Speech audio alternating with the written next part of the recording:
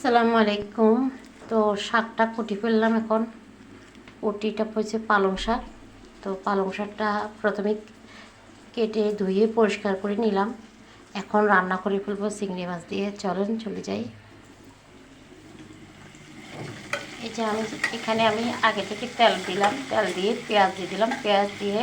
পেঁয়াজটা একটু কালার হওয়ার পরে দিয়ে দিলাম আদা রসুনের পেস্ট দেওয়ার পরে কাঁচামরিচটা দিয়ে দিলাম।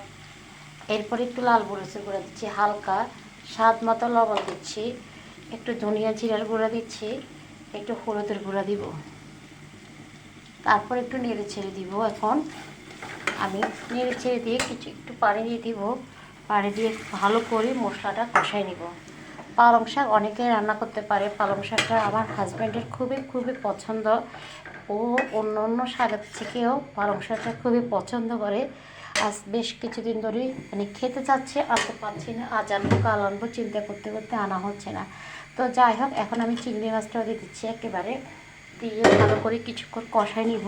আর পালং শাক হতে অতটা সময় লাগে না, অল্প সময়ের ভিতরে হয়ে যায়। পালং শাকটা খেতে ভালো লাগে এবং পালং শাকে অনেক ভিটামিন সি আছে, অনেক কিছু আছে। পালং শাকের পালং শাকের গুণের কথা বললে আর শেষ হবে না। তো যাই হোক, মশলাটা খুব ভালো করে কষানো হয়ে যাক। পালং শাক কিছু ধুয়ে নিলাম। এরপরে কিছু আছে আর এখনও ভিজাতে রাখছি। যতক্ষণ ভিজা রাখবে বালু যা থাকবে সব বের হয়ে যাবে। এই জন্য আমি এখন আবার কিছু নিয়ে নিচ্ছি ছাগে, যাতে পানিটা ঝরে যায়। এখন দেখতে পাচ্ছেন চিংড়ি মাছটা খুব ভালো করে কষানো হয়ে গেছে। এখন দিয়ে দিব পালং শাকগুলা। পালং শাক যতগুলা দেখা যাচ্ছে অতগুলো থাকবে না, যখনই সিদ্ধ হয়ে যাবে এটা কমে যাবে, এতগুলো থাকে না। বা দেখবেন যে আমি সবগুলো দিয়ে ঢাকা দিয়ে দিব। এই যে সবগুলো আঠে নেই, আর কিছু আছে, এগুলো আমি এখন আবারও ছেঁকে নিব, দিয়ে দিব। এখন আরও অনেকগুলো আছে, তো ওগুলো কমে যেতে যেতে এটা যখন সিদ্ধ হতে হতে এটা কমে যাবে। পালং শাক বাকি যেগুলো ছিল সেগুলো দিয়ে দিচ্ছি। পালং শাকের কালারটা দেখতে অনেক সুন্দর লাগে।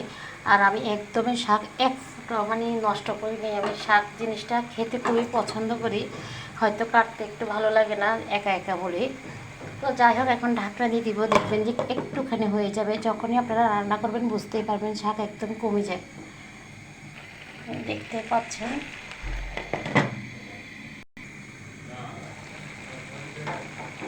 দেখছেন শাকের থেকে একটু পানি বেরিয়ে গেছে। আমি একটু পানিও দিই নেই, যেটা মশলাতে কষাইছিলাম সেটাই ছিল। কালারটা অনেক সুন্দর লাগছে, আলহামদুলিল্লাহ। তো মোটামুটি শাক হয়ে গেছে। আসলে পালং শাক বললাম না বেশিক্ষণ সময় লাগে না। তো সবাই বেশি বেশি পালং শাক খাবেন, অনেক ভালো। এখন শীতকাল, বেশি বেশি শাক সবজি সবই পাওয়া যাবে। খাবেন। আর যখন শীতকাল ছাড়া কিন্তু সবজির দাম বেশি থাকে, শীতকাল একটু কম, তবুও এখনও দাম বেশি। তো সবাই বেশি বেশি শাক খাবেন, সবজি খাবেন। কী করবেন, বাংলাদেশে প্রত্যেকটা জিনিসের দাম বেশি, তারপর কি না খাই থাকতে পারবো? তো সবাই ভালো থাকেন, আমার জন্য দোয়া করবেন, আমার পাশে থাকেন, লাইক কমেন্ট শেয়ার করে পাশে থাকেন। প্লিজ একটু আমাকে সহযোগিতা করবেন, পাশে থাকবেন।